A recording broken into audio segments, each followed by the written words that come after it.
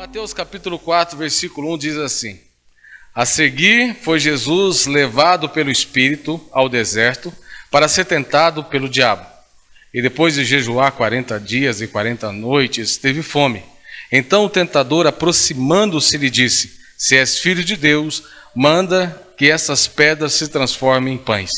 Jesus, porém, respondeu: Está escrito, não só de pão viverá o homem, mas de toda palavra que procede da boca de Deus. Então o diabo o levou à cidade santa, colocou-o sobre o pináculo do templo e lhe disse: Se és filho de Deus, atira-te abaixo, porque está escrito: Aos seus anjos ordenará a teu respeito que te guardem, e eles te sustentarão nas suas mãos, para não tropeçares em alguma pedra. E respondeu-lhe Jesus: Também está escrito: Não tentarás o Senhor teu Deus. Levou ainda o diabo a um monte muito alto, mostrou-lhe todos os reinos do mundo e a glória deles. Ele disse: Tudo isso te darei, se prostrado me adorares. Então Jesus lhe ordenou: Retira-te, Satanás, porque está escrito: Ao Senhor teu Deus adorarás, e a só a ele darás culto. Com isso deixou o diabo, e eis que vieram anjos e o serviram. Amém? Amados, quando a gente olha para esse texto, é bem claro, a gente fala da tentação de Jesus, logo após que Jesus foi batizado por João Batista, validando aquilo que é o ministério de João Batista. Não que Jesus foi batizado para o arrependimento, mas validava o ministério a qual João Batista veio fazer. E ele cumpria-se as profecias, e agora ele foi levado pelo Espírito a ser tentado no deserto. Uma diferença interessante sobre ser tentado, a tentação de Jesus, e a respeito a nós, é bem interessante que é o seguinte: Jesus foi tentado e a tentação não partiu dele mesmo. Porque aquilo que as tentações que Jesus sofreu e enfrentou aqui no deserto, elas são relativas àquilo que nós enfrentamos também, né? São bem parecidas com as nossas tentações. Só que a diferença é que a tentação não partiu de Jesus. Mas as tentações que Jesus enfrentou a nosso respeito, né, se fôssemos enfrentar, as tentações já partem de nós, porque nós somos tentados pelas nossas próprias paixões e cobiças, né? Então veja bem, e Jesus foi enfrentar aqui 4 fatores, que na verdade era o pão, o templo, o monte e o diabo. E eu quero falar para você rapidamente, de uma forma objetiva, são obstáculos ou distrações que nos roubam a atenção da missão. Porque o templo, que era o sistema religioso, e o monte, que era o governo, aquilo estava ali pairando sobre aquilo lá, sobre Jesus, a época que Jesus estava, onde Jesus ia exercer o seu ministério.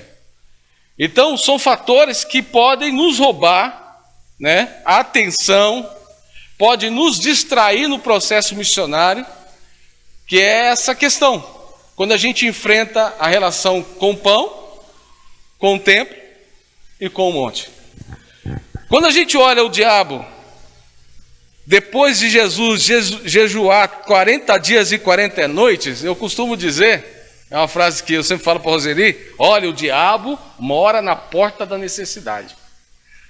O diabo esperou Jesus jejuar 40 dias e 40 noites. E a Bíblia fala que ele teve fome. E aí o diabo vem para tentar Jesus.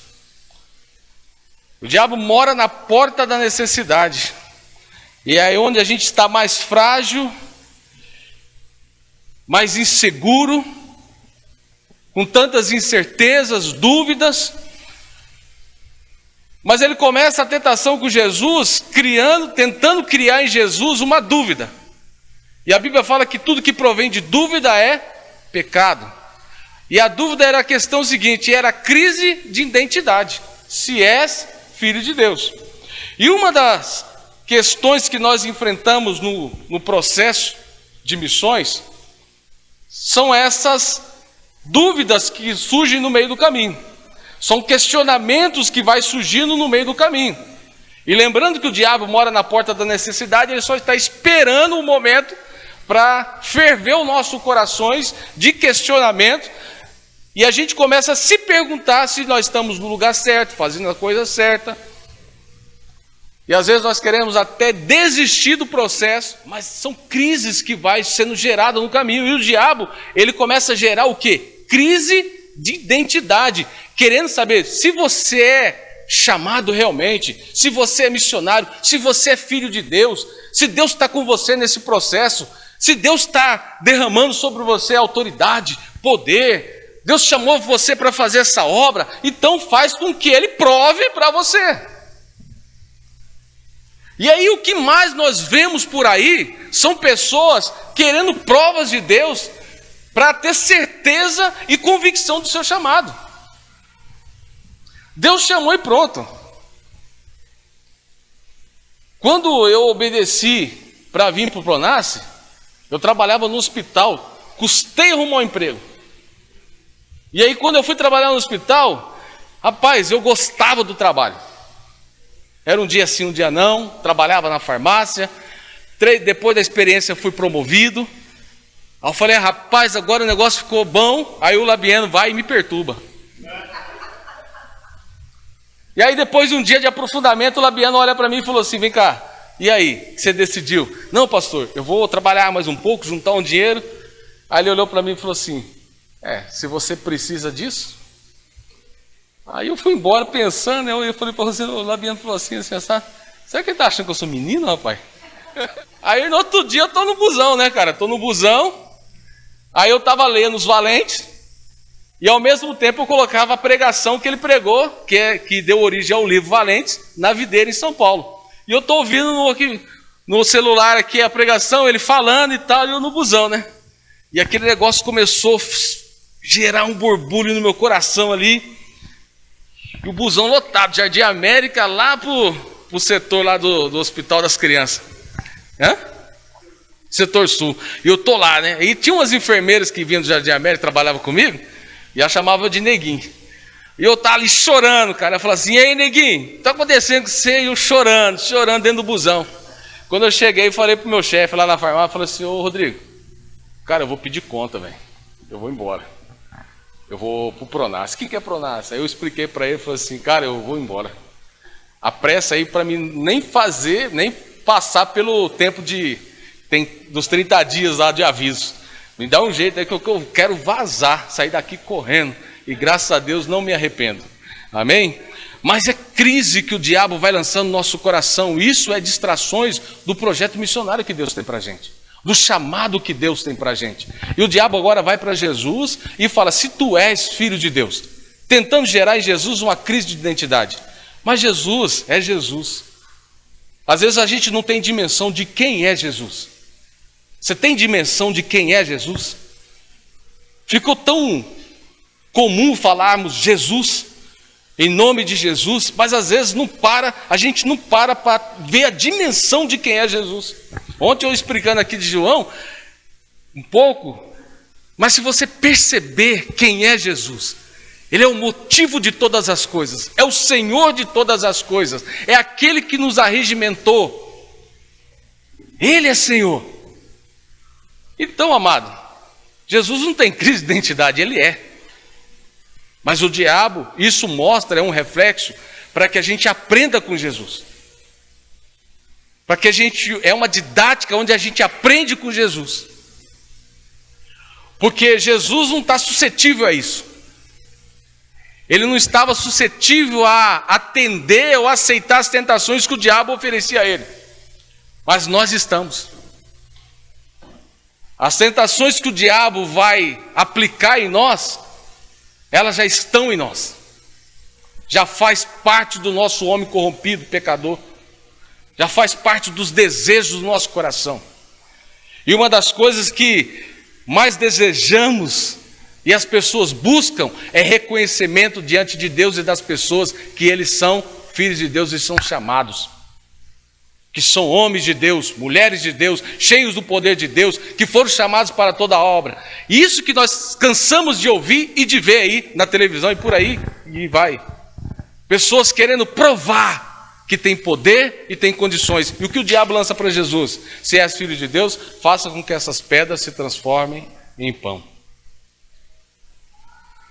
Mas o que o diabo estava falando para Jesus, olha, o pão é um sistema econômico. Quando Jesus nasceu, amado, você precisa entender que quando Jesus nasceu, havia um turbulhão de acontecimentos que estava ali. Uma revolta que tinha sido apagada, mas ainda estava no coração do povo. Havia uma crise, um descontentamento. Havia um sistema econômico corrompido, um povo com fome. Havia uma crise na classe social, uma divisão tremenda. E é bem parecido com aquilo que o Labieno contou hoje cedo, numa experiência que ele e a Rose teve. E Jesus chega nesse lugar, e aí o que acontece? O que o diabo está oferecendo para Jesus é uma tentação onde que Jesus possa alimentar os famintos. E Jesus não veio para dar comida para quem tem fome.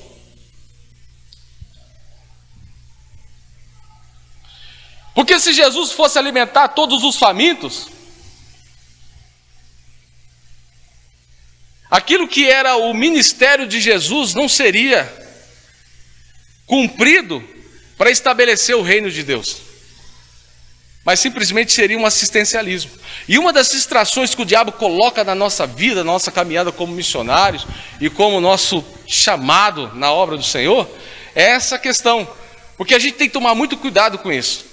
Nós vamos ver pobres, e o Jesus, ele trabalhava a questão, depois você vai ver no ministério de Jesus, Jesus trabalhando a respeito da pobreza, porque havia muita desigualdade nessa época, né? As classes políticas, religiosas, como os fariseus, os saduceus, os escribas, principalmente os fariseus, que cuidavam da classe rural, e da classe rural eles se mantinham e se enriqueciam. Esses, quando olhava um pobre, o que ele podia arrancar do pobre, ele arrancava. Mas o pobre para eles era nada, era como cachorros. Havia uma desigualdade social muito grande nesse tempo. E a proposta é que Jesus viesse estabelecer uma igualdade social. Havia uma corrupção já instaurada no meio de Israel. O povo deixou de atentar para aquilo que é a ordenança de Deus.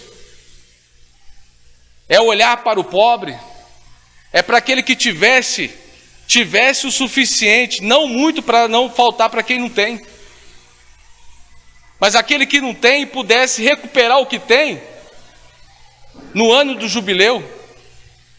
Então precisava haver um processo. Então a própria religião, ela estava negligenciando aquilo que era o mandamento de Deus. E Jesus não veio para resolver esse problema social. Jesus vai fazer muito mais do que isso, mas é estabelecer o reino de uma forma totalmente contrária ao que estava acontecendo na época, e ele estabeleceria essa questão de igualdade social de uma forma na perspectiva do reino de Deus. Jesus veio alimentar com o pão da vida, como disse o Labieno hoje. Mas o que acontece? O que o diabo queria? Que Jesus já se apresentasse como esse. Jesus foi vendo que, você vai ver na multiplicação dos pães, as pessoas queriam levantar Jesus como rei por causa de quê? Por causa do pão.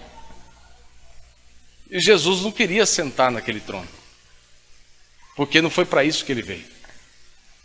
Você vai vendo Jesus dar comida para os pobres, quantas vezes nas Escrituras? 2 vezes. Quantas vezes você vai ver, Jesus chega no poço de Betesda, quantos enfermos Jesus cura no poço de Betesda? 1. E o texto fala que tinha uma multidão de enfermos. Nós precisamos tomar cuidado que às vezes nosso desenvolvimento da obra, na nossa carreira missionária, a gente tem que tomar cuidado com o assistencialismo. Você entendeu? A gente tem que tomar cuidado, muito cuidado com isso.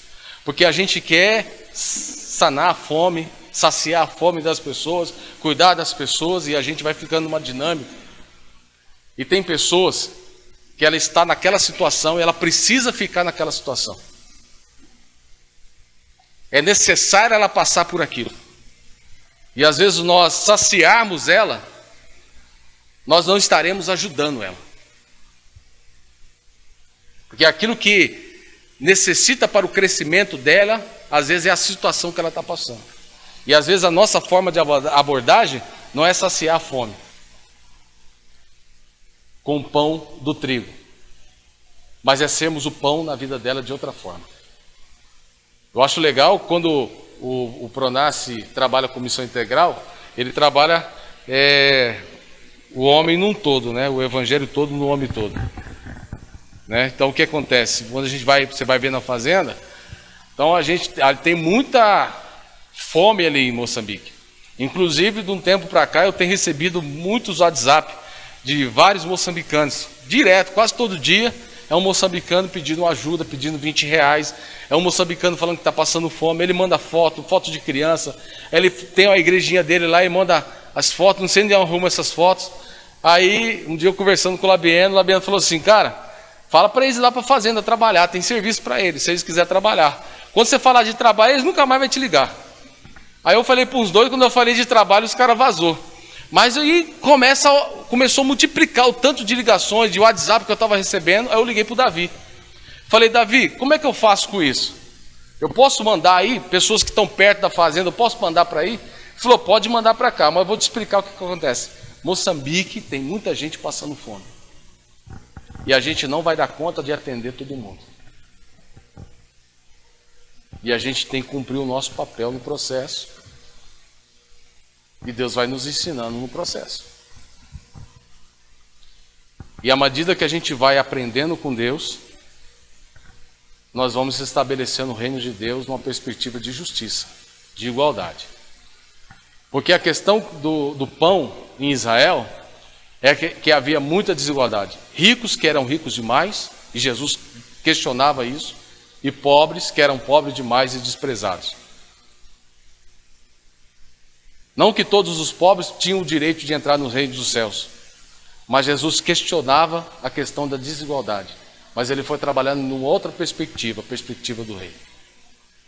E a outra tentação que o diabo vai trabalhando, e antes de eu passar para outra tentação, você vai vendo o seguinte, é isso na nossa vida missionária, é essa questão das necessidades nossas em relação a dinheiro. Nós vamos enfrentar muitas incertezas, porque a gente não sabe o dia que Deus vai abençoar a gente. A gente não sabe. Mas o que a gente precisa é exercitar no nosso coração que há uma certeza que Deus vai nos abençoar, porque Ele nos chamou. E Ele garante aquilo que a palavra dele. Deus garante a sua palavra. É igual aquele trocadilho que Deus faz com Jeremias. Choquede, chaquede. Jeremias, o que vês? Né? Vejo uma vara de amendoeira, uma vara vigilante. Né? Então, viste bem. Né? Então, eu zelo pela minha palavra, eu cumpro minha palavra. Eu vigio a minha palavra. Então, viste bem. Então, o que acontece? Deus garante a sua palavra. Deus te chamou? Deus garante. Deus me chamou? Deus garante. Deus garante. E uma das coisas que eu tenho provado no Pronace de um tempo para cá é essa questão. Porque quando a gente fala de pão, fala de economia, sistema econômico, e a gente vê uma desigualdade no mundo, e isso agora desencadeou para todo lado, e a gente não vai resolver esse problema, mas o que a gente precisa é ter sensibilidade com o pobre. A gente precisa ter sensibilidade com os outros. Olhar para o irmão. Aquele que tem, se pode, reparta. Não retenha. Porque no reino de Deus a gente não precisa de uma poupança e só encher os nossos celeiros. No reino de Deus é repartir. Jesus vai ensinando isso. A gente reparte. Na medida que você puder repartir o pouco de pessoas que você abençoa e o pouco que você reparte para o reino de Deus, já é muito. E uma coisa que eu tenho provado no Pronace é que missionários do Pronace, às vezes esses dias mesmo, tá precisando, todo final de semana a gente vai para Goiânia. Aí tem dia que fica apertado e tal, aí um ajuda, né? A Rose Labiena ajuda, a igreja ajuda, outros irmãos ajudam. E esses dias os missionários de Moçambique, esse dia 2 missionários de Moçambique, um moçambicano, cara, você acredita? Um moçambicano falou assim: ô irmão, Você me ajudou demais. Passa o seu Pix. Eu vou fazer Na verdade, pediu a conta, né? Que ia fazer uma oferta para mim. Rapaz, eu falei, rapaz, eu não vou negar não, irmão. Não vou recusar não, eu estou precisando. Aí, de repente, outro missionário do Pronas fala assim, irmão, eu quero te fazer uma oferta. Rapaz, era o dia que eu falava assim, não, esse final de semana não vai dar para ir para Goiânia. Mas foi a conta certa da gasolina de ir e voltar. Aí você fala assim, Deus não está no controle? Né? Então, é o repartir. Essa é a questão do reino de Deus. Não é saciar a fome do outro, mas a gente vai aprendendo a estabelecer uma igualdade e também não ter demais para que não falte para o outro e não ter, né? Então assim, Deus não deixa a gente ter demais e também não deixa ter de menos. E a gente vai aprendendo isso no reino de Deus. Agora a outra tentação de Jesus é que então o diabo levou a cidade santa, colocou sobre o pináculo do templo, e ele te disse, se és filho de Deus, atira-te abaixo, porque está escrito, aos seus anjos ordenará a teu respeito que te guardem, e eles te sustentarão nas suas mãos, para não tropeçares em alguma pedra. E respondeu-lhe Jesus, também está escrito, não tentarás o Senhor teu Deus. Veja bem, agora quando a gente olha nessa perspectiva, a gente vai ver que o sistema religioso também estava muito conturbado em Israel. Primeiro, todo o sistema era voltado para o templo, certo? Tudo era voltado para o templo. O templo era o lugar de adoração. Tudo era em volta do templo, né? Então, a maior preciosidade para os judeus era o templo. Jerusalém era o lugar da adoração. O templo era a menina dos olhos dos judeus em Israel. Então você vai vendo que tem uma ideia que tem uma província da Síria, depois do ano 70, quando o general Tito invadiu Jerusalém, e aí foi derrubado o templo de Jerusalém, tinha tanto ouro no templo em Jerusalém, que essa província da Síria foi comprando ouro, que teve que diminuir o valor do ouro, porque estava abarrotado de ouro. Então o próprio templo, ele criou uma moeda, onde que ele enriquecia, até que o Império Romano entendia que o sistema religioso tinha que ajudar a pagar a conta. O próprio templo tinha um sistema de arrecadação, que ele tinha até um banco para trocar o dinheiro, porque eles não aceitavam dinheiro, né, de Roma. Então havia uma casa da moeda para que trocasse, para as pessoas ofertarem no templo, e o templo tinha a sua própria economia. Então, todo o sistema do templo estava corrompido.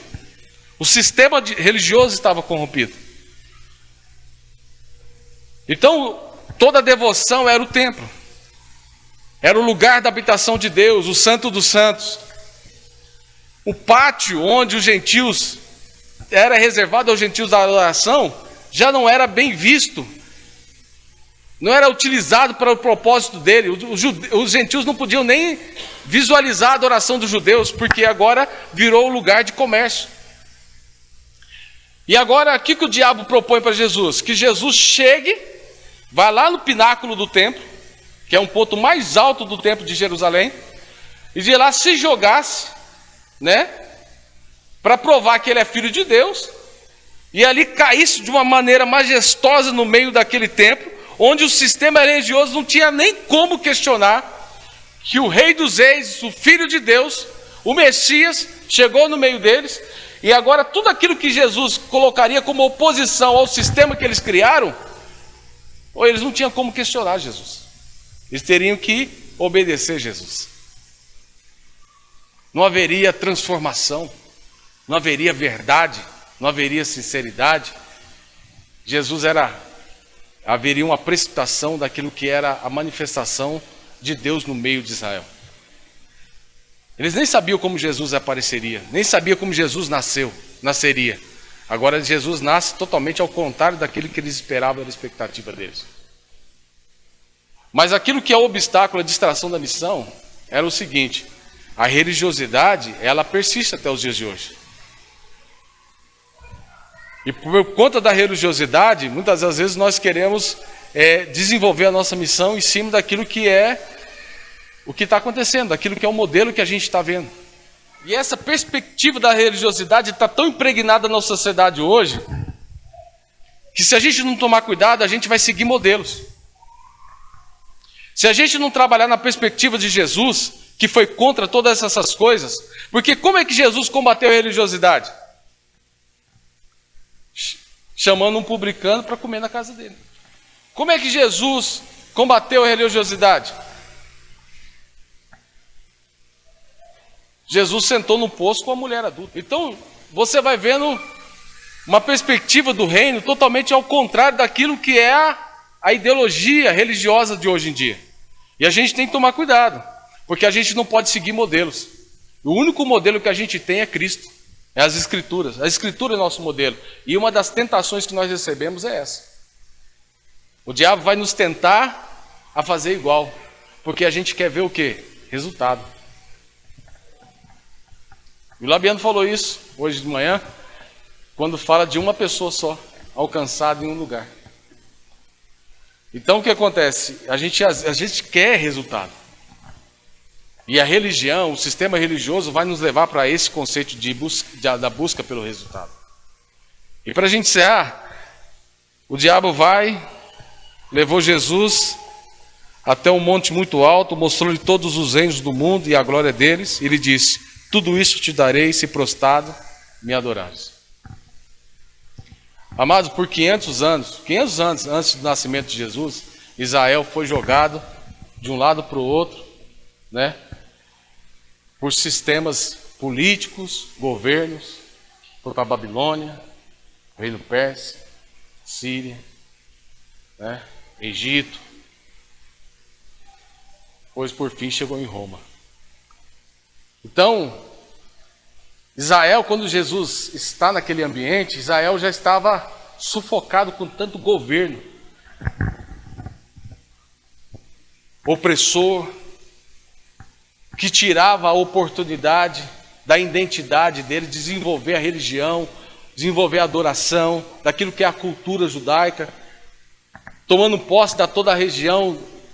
Já era uma nação sem lugar, sem país, sem casa, onde tinha um povo estranho, que dominava, que exercia domínio, que exercia poder. Mas você vai vendo que o diabo está falando do monte, ele está falando desse sistema de governo. Quando Israel estava oprimido, de tanta opressão que ele teve várias revoltas, como a revolta dos Macabeus,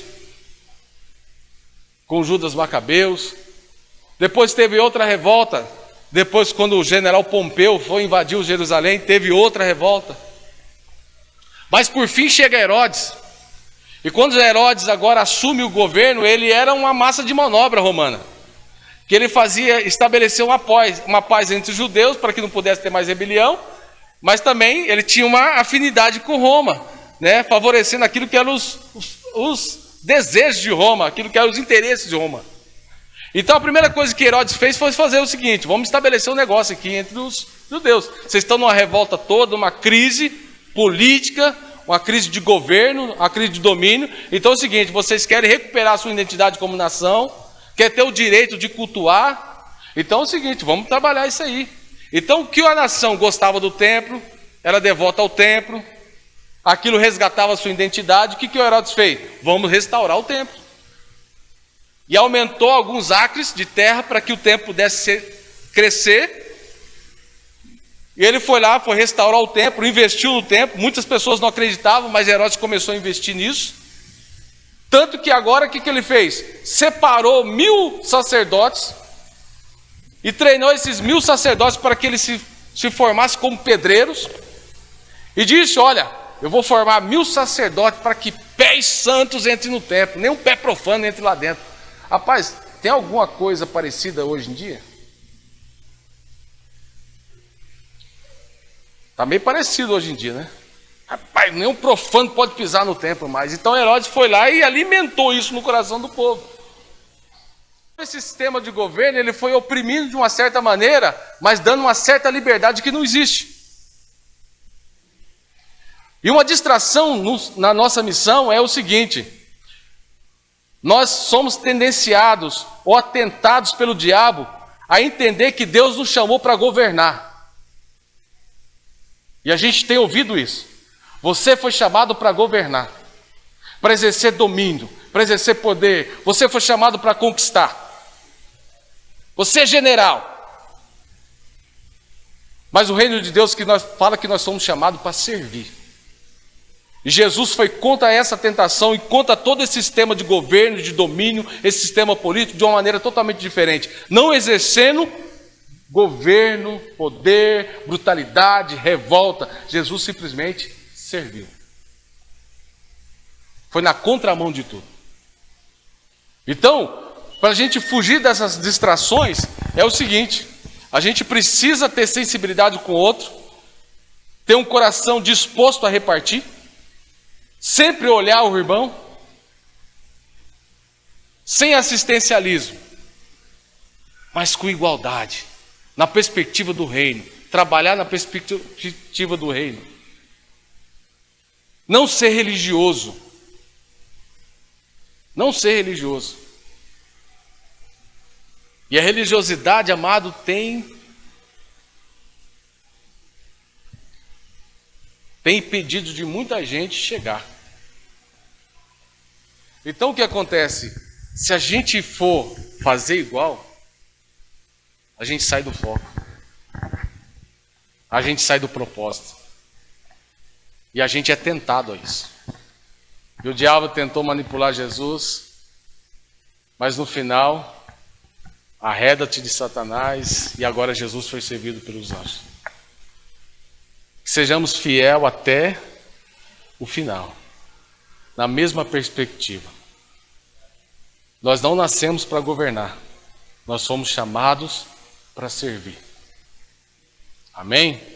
Nós não exercemos domínio sobre as pessoas. O sistema religioso, ele criou um sistema de domínio, onde pastores têm exclusividade numa mesa. Se a gente for fazer um jantar de comunhão aqui, tem a mesa dos pastores totalmente diferente, é o servido primeiro. Nós precisamos ter a disposição de ser o último da fila. Amém? Nós precisamos olhar para o outro. E é uma maneira que a gente precisa, na nossa carreira missionária, é estar mais perto de Jesus, para que o diabo não possa olhar dentro das nossas necessidades e tentar afluir do nosso coração, colocar para fora tudo aquilo que é o desejo carnal que nós carregamos até o dia que Jesus voltar. Nós somos inclinados para o mal, amado. Nós somos inclinados para o mal, nós somos ruins. Nós somos mal, somos podres. É só Jesus em nós que faz a gente ficar bom. Amém? É dessa maneira que a gente vai vencer a tentação. Que Deus abençoe a todos.